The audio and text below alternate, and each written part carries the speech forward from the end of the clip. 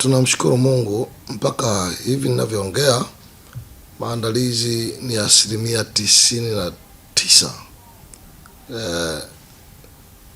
Ni mambo machache tu yanayokwa sawa sasa, kama maombi ya watu yale maombi 12 yanabebwa kwa ajili ya kupelekwa pale, kwa sababu leo ndio siku ya mwisho ya kupiga lile jiwe la mwisho.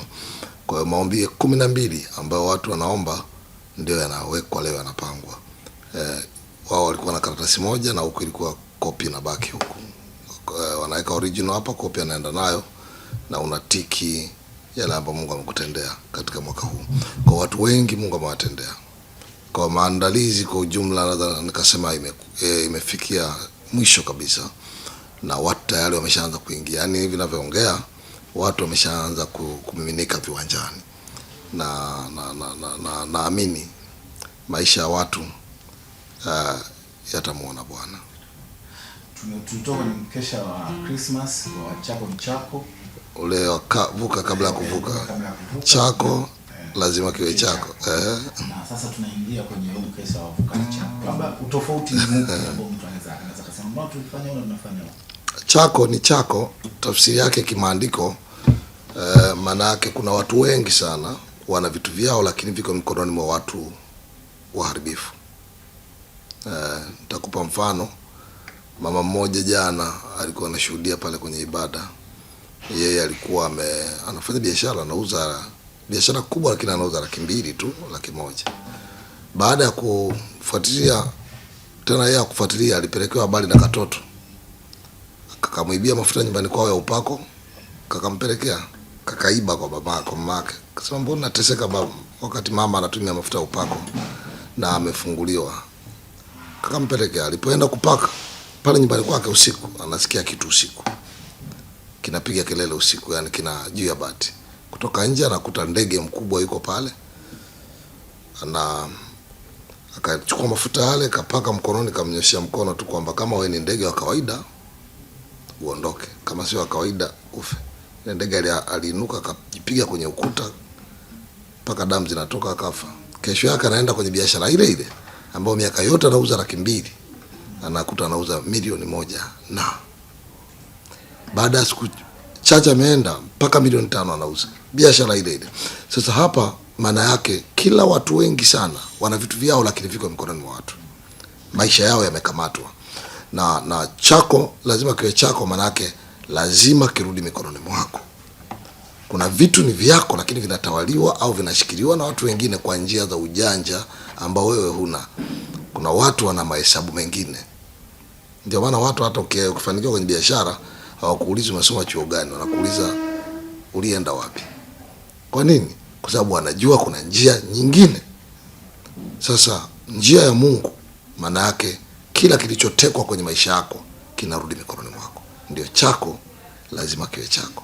Sasa kuvuka na chako ni tamko la kimaandiko au ni tamko la kiimani, kwamba watu wengi sana, unaona Waisraeli walipokuwa Misri, Farao alipokuwa amepigwa sana na mapigo na Mungu kwamba waachie watu wangu, akataka kuwaachia. Lakini miaka 400 wamewatumikia Waisraeli, wamewatumikia wa Misri, wameteseka pale, wamewatajirisha wa Misri. Farao akamwambia mkiondoka muache watoto wenu, muache nyumba zenu, ng'ombe zenu, punda zenu, farasi zenu. Farasi manake magari yenu, punda manake magari ya mizigo. Kwa sasa tukizungumza, akasema muache vyote lakini muende nyinyi wazee tu muende.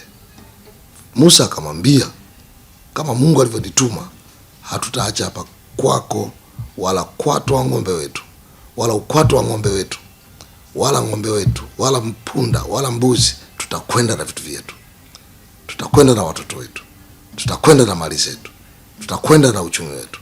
Na Biblia inasema siku ile alipotoka ndio Mungu aliwaambia Musa kwamba siku hii ya leo ndio mwanzo wa miaka kwenu. Kwa tunapovuka mwaka lazima tunajua tunaanza mwaka na kila kitu chetu. Ndio maana lazima uvuke na chako. Kuna watu wanavuka mwaka, anavuka na magonjwa. Magonjwa sio chako. Anavuka na umaskini, sio wako. Unavuka na mateso, hapana, madeni sio yako. Kwa lazima uchukue neno la ushindi kwamba ninavuka na kila kitu changu. Mume wangu simwachi, watoto wangu siwaachi, mali zangu siziachi, nyumba yangu siiachi, ninavuka na changu. Kwa kila mtu jitahidi usivuke ukaacha vitu nyuma, vuka na chako. Tukiwa tunaenda kuvuka na chako, labda tunamaliza 2025 tunaingia 2026. Labda kuna vitu gani au matukio gani kwa mwaka 2025 kweli huwezi kuyasahau au yalikugusa kwa namna tofauti? Mambo ni mengi. Mambo ya kwanza ni ule utumishi niliopewa na Mungu. Mwaka 2025 nimeona mambo mengi makubwa, miujiza na matendo makuu. Zaidi sana nimeona Mungu akiokoa watu. Na jambo lingine kubwa katika huduma ni mwaka 2025 nimeona Mungu akinipa neema ya kwenda mataifa mengi, mataifa mengine ya nje. Kama nimekuwa Brazil, tumefanya kongamano pale, mkutano wa nje, na Bwana amefungua maisha ya watu na kuponya. Nimekuwa Zimbabwe, nimekuwa Kenya, nimekuwa Msumbiji. Msumbiji, yes. Msumbiji tumekuwa na mkutano mkubwa wa baraka na maisha ya watu wengi yamefunguliwa. Furaha yangu mimi ni kuona watu wanafunguliwa, watu wanaokolewa, wanaponywa. Lakini vile vile nimeona Mungu akitufanikisha.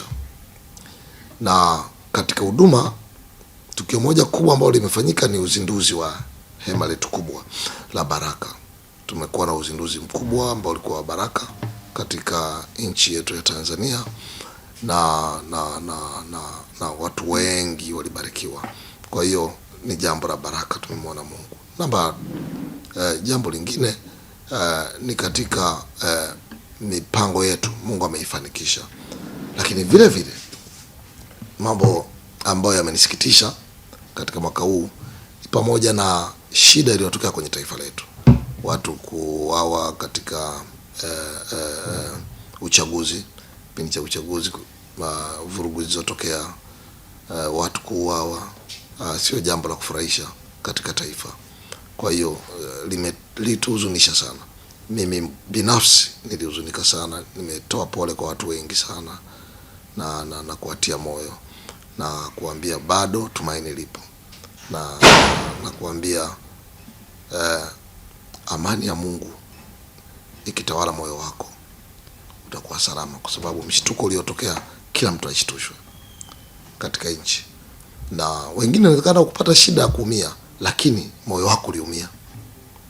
Kwa hiyo Watanzania kwa ujumla pamoja na mimi ninaamini kila mtu, ili tukio ni picha mbaya kwenye maisha yake ambayo katika mwaka huu ilikuwa sio alama njema, lakini tunaamini Mungu atatusaidia kama taifa.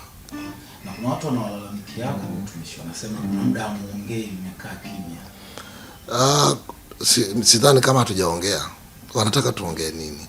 Kwa sababu tumeongea madhabahuni kuwatia watu moyo na kuambia watu.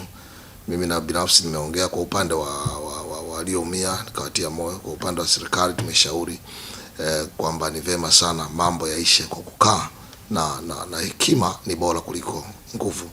Kwa mambo yaishe kwa kukaa na kujadiliana.